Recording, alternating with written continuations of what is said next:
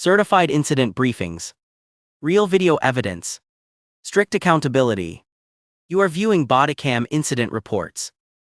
Turn the engine off and step out, now! Officer, please, my hands are right here. I'm not moving. I said step out! I smell marijuana! Get out of the car! Sir, I don't have anything. Look at my hands. They're on the wheel, please. Stop reaching! Open the damn door! Marcus Hayes had spent 34 years learning the invisible rules of survival. He knew exactly where to keep his vehicle registration, clipped to the sun visor, never hidden in the glove box. He knew to turn on the interior dome light the second he was pulled over.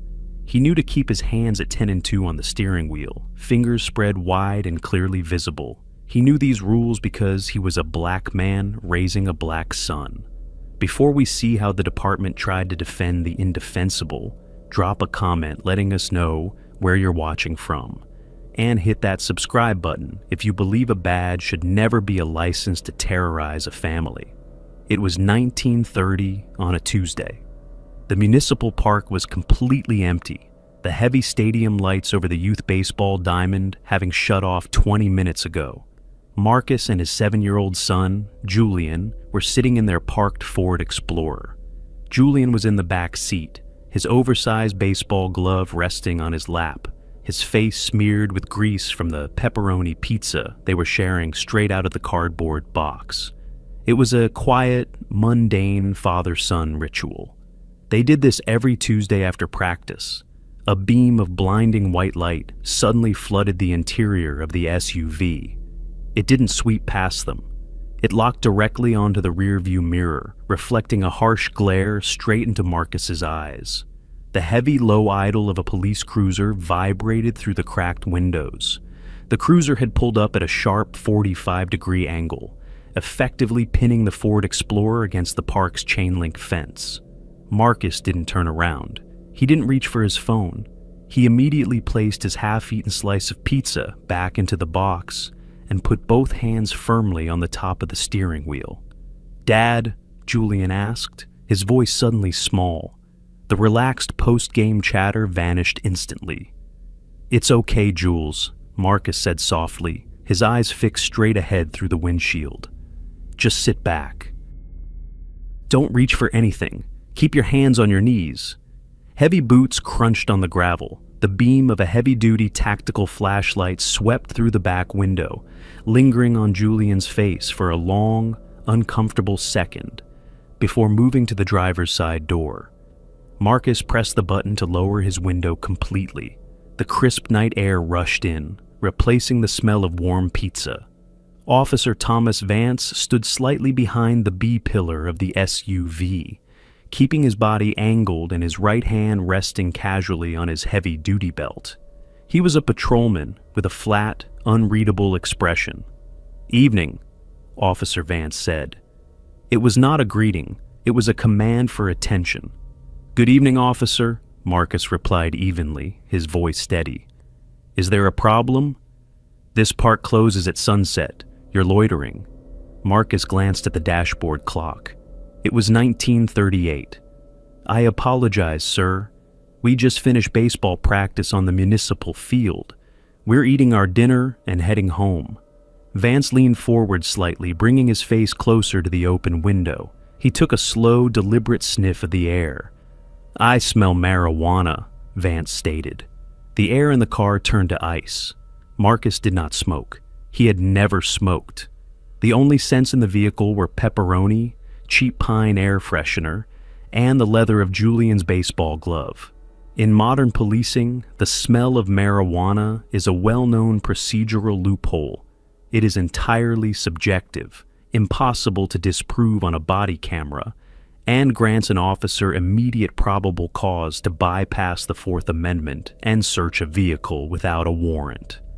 "Officer, with respect, there is no marijuana in this vehicle," Marcus said. His voice dropped an octave, projecting absolute calm. "We are just eating pizza." "Step out of the car," Vance ordered. The conversational tone vanished entirely. "Dad!" Julian whimpered from the back seat, his hands gripping his knees tightly.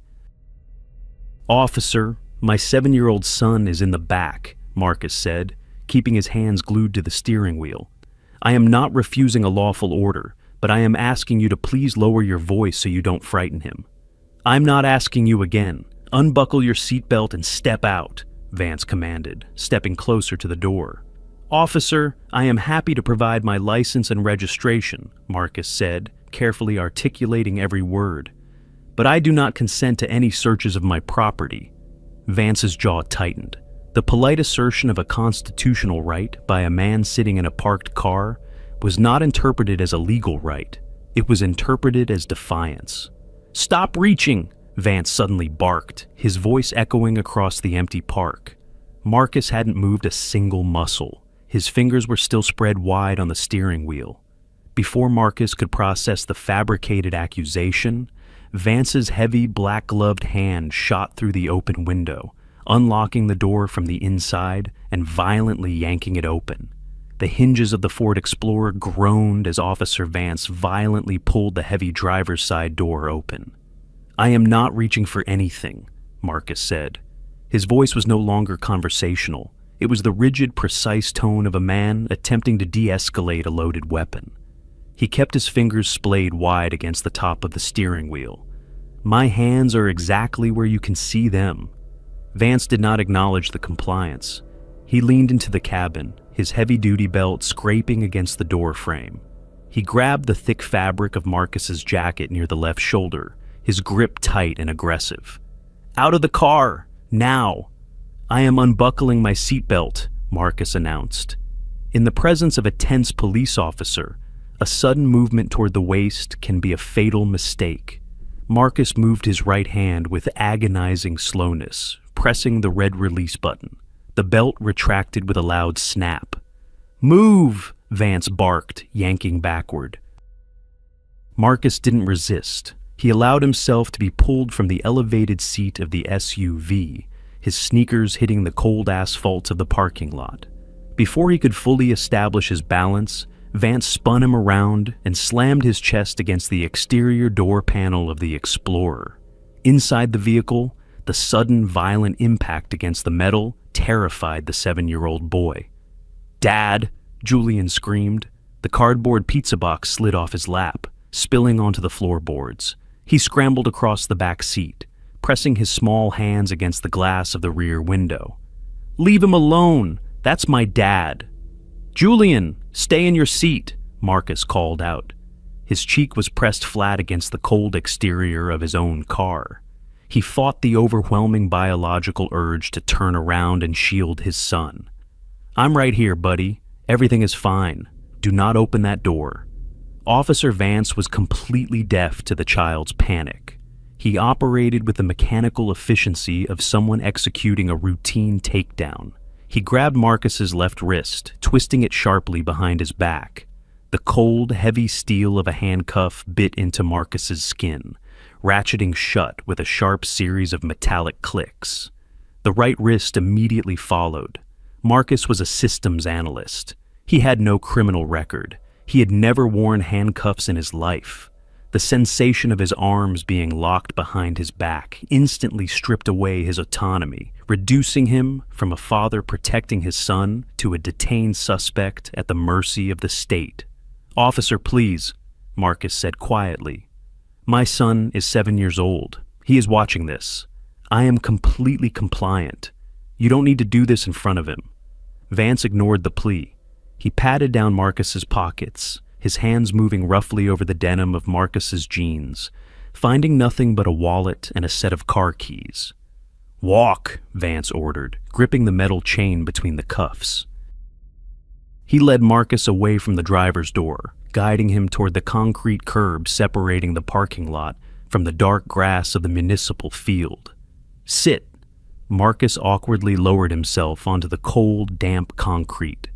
The positioning was deliberate. Sitting on the curb with hands cuffed behind the back forces a suspect to look up, establishing a stark physical hierarchy. Marcus was now at eye level with the officer's heavy black boots. 30 feet away, inside the idling Ford Explorer, Julian was sobbing hysterically, his small face illuminated by the harsh red and blue strobes of the police cruiser. He was trapped in the back seat, watching an armed stranger stand over his captive father. Vance didn't look down at Marcus. He didn't look at the crying child. He keyed the radio mic on his shoulder, calling in a routine vehicle search, and turned his attention back to the open driver's side door of the SUV. The interior of a family car is an extension of the home. It holds the scent of old coffee, the crumb-filled crevices of fast food runs, the carefully curated playlists for morning commutes, and the disorganized clutter of a child's life. For Marcus Hayes, his Ford Explorer was a safe haven. It was where he taught Julian to sing along to Stevie Wonder, and where they debriefed every single baseball game. Now, as Marcus sat handcuffed on the damp concrete curb, the cold night air biting at his neck, he watched that sanctuary be systematically violated. Officer Thomas Vance did not move with the urgency of a man who believed he was about to uncover a major drug bust. He moved with the slow, deliberate arrogance of someone who knew exactly how much power he possessed and intended to use every ounce of it. He unclipped a heavy tactical flashlight from his belt, its beam cutting through the darkness like a physical blade, and leaned into the driver's side of the Explorer. "Don't cry, buddy. Look at me." "Julian, look at me," Marcus called out from the curb. His voice was steady, but the tremor of absolute helplessness vibrated beneath it. The steel cuffs dug painfully into his wrists as he tried to shift his weight. "Everything is going to be fine. Do exactly what the officer says." In the back seat, Julian was practically hyperventilating, his small chest heaving with sobs. He was pressed as far back against the passenger side door as he could go, his eyes wide and terrified, staring at the dark uniform leaning over his father's seat. Vance ignored the child entirely. He began his search at the center console. The heavy, black-gloved hands tore open the padded lid. With a brutal lack of care, Vance began pulling out the mundane artifacts of Marcus's life. A stack of toll receipts, a spare phone charger, a small bottle of hand sanitizer, and a handful of loose change were roughly scooped out and tossed onto the passenger seat. Finding nothing but lint, Vance moved to the glove compartment. He popped the latch and aggressively rummaged through the vehicle's manual, insurance cards, and a plastic bag containing Julian's emergency asthma inhaler. He pulled the inhaler out, examined the prescription label under his flashlight for a long, silent moment, and then tossed it carelessly onto the floorboard. "Officer," Marcus said, his voice tightening, "that is his medication. Please be careful." Vance didn't look back. He merely grunted and continued his methodical dismantling of the front cabin. He ran his hands under the seats, checking the crevices, his flashlight beam illuminating the crushed pepperoni pizza that had fallen when Julian panicked. Then, Vance opened the rear driver's side door. He was now inches away from the sobbing 7-year-old. Julian recoiled, pulling his knees up to his chest, his knuckles white as he gripped the handle of his baseball glove. The harsh strobe lights of the cruiser painted the interior of the SUV in alternating flashes of violent red and cold blue, making the officer's silhouette look monstrous. "Move your feet," Vance commanded the boy, his voice devoid of any warmth or reassurance. Julian was paralyzed by fear. He couldn't speak. He could only stare at the heavy gun holstered on the officer's hip. "Julian, move your feet for the officer, please," Marcus pleaded from the curb, his heart pounding a frantic rhythm against his ribs. It was the most agonizing moment of his life, being forced to tell his son to comply with the man who was terrorizing him. Julian slowly, shakily slid his feet to the side. Vance reached down and grabbed the dark blue canvas backpack sitting on the floorboard next to Julian's cleats. It was Julian's school bag. Vance pulled the heavy bag out of the car and dropped it onto the asphalt parking lot with a dull thud. He unzipped the main compartment and, without hesitation, grabbed the bottom corners and violently shook the contents out onto the ground. A barrage of colored pencils, a battered math workbook, a crushed juice box, and a carefully constructed papier-mâché volcano, a science project Julian had spent 3 days painting, tumbled onto the dirty, oil-stained pavement. The volcano hit the ground and cracked down the center. Marcus watched the papier-mâché shatter. It wasn't just a school project breaking. It was the physical manifestation of his son's innocence being crushed under the weight of an unjustified search. Vance kicked the cracked volcano aside with the toe of his boot, shining his flashlight over the scattered pencils and notebooks. He picked up the empty canvas bag, squeezing the lining, searching for hidden compartments. Finding nothing but crumbs and pencil shavings, he dropped the empty bag next to the ruined project. He had found no marijuana. He had found no weapons. He had found exactly what Marcus told him was there, the remnants of a baseball practice and a father-son dinner. But Officer Vance didn't apologize. He didn't offer to help pick up the pencils. He simply turned off his tactical flashlight, the heavy click echoing in the quiet park, and finally turned his attention back to the man handcuffed on the curb.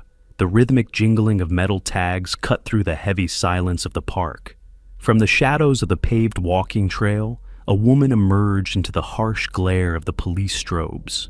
She was walking a golden retriever. She stopped at the edge of the parking lot, about 40 feet away from the scene.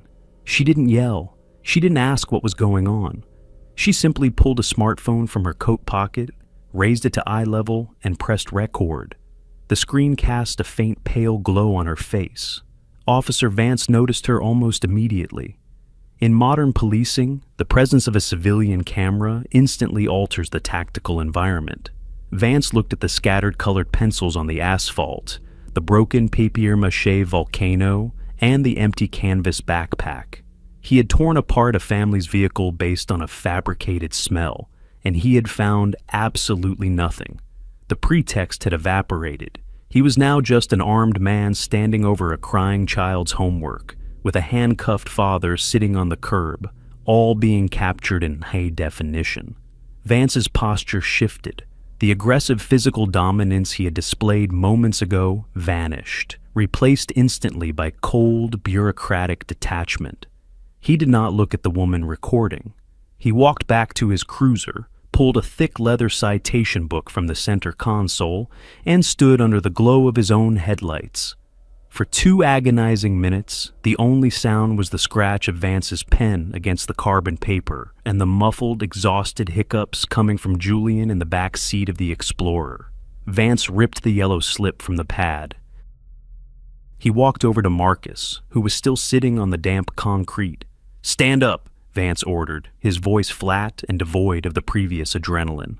Marcus slowly got to his feet. His shoulders ached, and his fingers were numb from the tight steel ratcheting against his wrists. Vance stepped behind him. He inserted the small metal key, and with a double click, the cuffs fell away. Marcus immediately brought his arms forward, rubbing the deep, angry red indentations circling his skin.